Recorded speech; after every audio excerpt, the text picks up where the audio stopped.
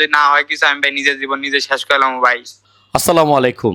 আপনারা যারা প্রবাসে যেতে যাচ্ছেন, আপনারা যারা বিদেশে যেতে চাচ্ছেন, বিশেষ করে লাওস, কম্বোডিয়া, তারপরে বিভিন্ন কান্ট্রিতে যেতে চাচ্ছেন, তারা এই রেকর্ডটা মনোযোগ সহকারে শুনুন। তারপরে আপনাদের সাথে আমার কথা আছে। তারপরে সিদ্ধান্ত নিবেন যে আপনারা প্রবাসে যাবেন কিনা বা গেলেও কিভাবে যাবেন। আগে রেকর্ডটা শুনুন। এই ভিডিওটা আমাকে একজন লোক, আপনারা জানেন আমার সোশ্যাল মিডিয়া অনেক ভিডিও ভাইরাল হয়, সেখান থেকে তারা আমার কাছে এই ভয়েস রেকর্ডটি পাঠিয়েছে। আমি আপনাদেরকে শোনাচ্ছি। ভাই আমি 3 মাস ধরে 3 লাখ টাকা দিছি, ভিসা পাসপোর্ট দিছি, কিন্তু ভিসার কোনো খোঁজ খবর নাই। কাগজপত্র সব দেওয়া হয়ে গেছে কিন্তু কোনো খোঁজ খবর নাই ভাই। অনেক কষ্ট করে টিয়া দিছি ভাই।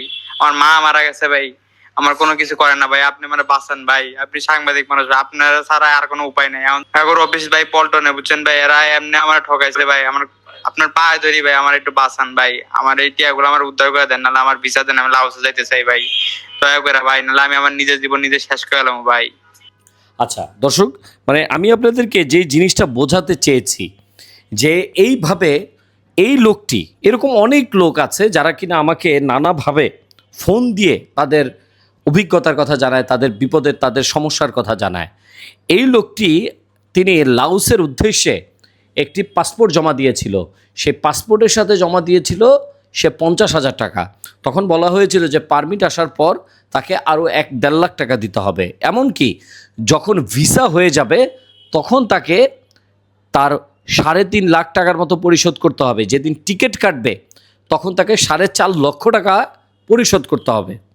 এমনকি তাকে বলেছে যে 4.5 লক্ষ টাকা সে গরিব মানুষ দিতে পারবে না, রিক্সা চালায় খায় এই লোকটা।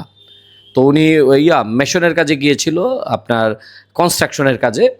তো দেখেন সে 4 লাখ টাকা দিতে, মানে 3.5 লাখ টাকা দিবে, আরও যে 1 লাখ 1.5 লাখ টাকা থাকবে বা 1 লাখ টাকা বাকি থাকবে, সেটা সে লাওসে যাওয়ার পর বাকি টাকা পরিশোধ করবে। সেটাতেও রাজি হয়েছিল দালাল চক্র বা এজেন্সি। সে রাজি হওয়ার কারণটা তাকে আমি বললাম যে ভাই, আপনি যে রাজি হয়েছেন সেটা কিভাবে দিবে দেখেন। আপনাকে লাওসে নিবে, নেওয়ার পর টিআরসি দিবে না। আপনাকে যে ওই দেশে থাকার জন্য একটা পারমিট, আপনি যে ওই দেশে বৈধ, সেটার 2 বছরের একটা পারমিট থাকে, সেটা আপনাকে দিবে না, সেটা আটকিয়ে দেবে।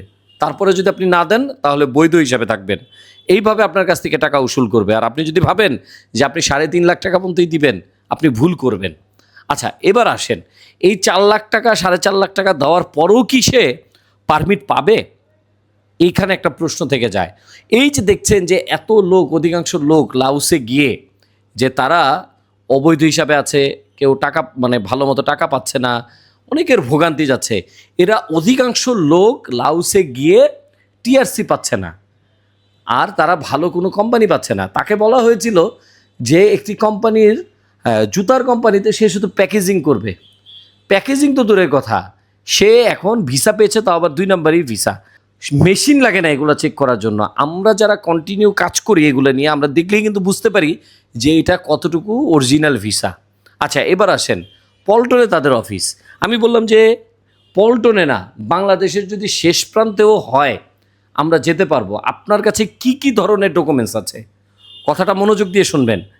কি কি ডকুমেন্টস আছে আপনার কাছে? আপনি যে টাকাটা উদ্ধার করব, আইনি প্রক্রিয়া করতে হবে। একজন জার্নালিস্ট কখনো সন্ত্রাসী হয় না। তাদের তথ্যপাত্র নিয়ে আইনের সহযোগিতা আপনাকে এটা আমি উদ্ধার করে দেওয়ার চেষ্টা করব। তো এবার আসেন, আপনার কাছে কি আছে? তারে নাকি ভাই বানাইছে এক দালাল, তাকে নাকি ভাই ডাকছে।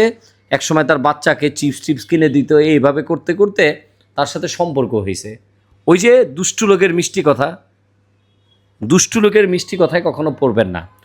আমি আপনাকে বলি, আমার একটি পরিচিত একটি কোম্পানি আছে যারা কিনা এই পর্যন্ত প্রায় 1200 লোক লাওসে পাঠিয়েছে। অনেকে অনেক সময় আমাকে জিজ্ঞেস করেন যে ভাই কোথায় যাব। আমি কাউকে কোনো কোম্পানি বা আমি কোনো এজেন্সি সাজেস্ট করি না। কেন করি না? কারণ আমার কাছে আছে ভালো পরিচিত, যে নাই এটা ব্যাপারটা তা না। ভালো কাজ করে, তারা বৈধভাবে লোক পাঠায়, ম্যানপাওয়ার করে পাঠায়। তো বিষয়টা হচ্ছে যে আপনি তথ্যপাত্র বা আপনার কাছে ডকুমেন্টস থাকতে হবে। সে বিকাশে পাঠাইছে, সে ব্যাংকে পাঠাইছে, ব্যাংকের রিসিট আছে। ভাই ব্যাংকে তো আপনি এমনও হইতে পারে সে বলবে যে আমার কাছ থেকে সে এই জিনিস নিছে, বিনিময়ে সে আমার কাছ থেকে একটা মোবাইল নিছে, আমি তাকে দিছি। তো লেনদেন হতেই পারে। আপনাকে সঠিক কয়েকটা জিনিস মেনটেন করতে হবে, ডকুমেন্টস রেডি করতে হবে, সাক্ষী থাকতে হবে, এবং কি আপনি কোম্পানি যে সরকারি আরএল আছে কি না সেটার ব্যাপারে আপনাদের জানতে হবে, তাহলেই আপনি সঠিকভাবে যেতে পারবেন। এখন উনি আমাকে বলতেছে ভাই উদ্ধার করে আপনি যেই এত লোক পাঠাইছেন, কয়েকজন লোককে পাঠাইছি বলতে আপনারা ভাইবেন না যে আমি মানে এই বিজনেস করি, এইভাবে উদ্ধার করে তাদেরকে আমি একটা সঠিক জায়গায় দেখিয়ে দিয়েছি। তো এই যে দেখেন সেখানে দিতে বলে, তা এই টাকাটা তো উদ্ধার করতে হবে তাই না?